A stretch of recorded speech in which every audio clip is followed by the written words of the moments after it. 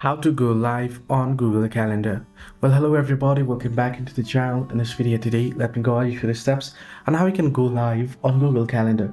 Well, to go live with a Google Calendar event, first you want to create a new event. So you want to open up Google Calendar on your PC or your app, and then tap on plus icon at the bottom right, and then tap on events, and you want to create a new event here, right?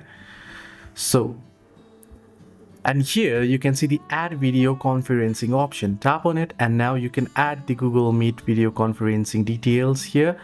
And then you can proceed to add the links here and on the description and such. You want to add a title, date, time, and any guest you want to be able to present. Then click add Google Meet video conferencing as I just showed you. Then click the down arrow next to join with Google Meet or video call options to open conference settings. Right here, once you have saved it. Then once you have done so, you can select add live stream and click add live stream again in the confirmation box that appears and click save to finish creating the event. Then you can join the meeting from your calendar event. Then click more or the three dots in the bottom right corner and select start streaming. A live indicator will appear in the top left and you can share the stream URL with view only guests. Hope this video was helpful. Do like and subscribe as well.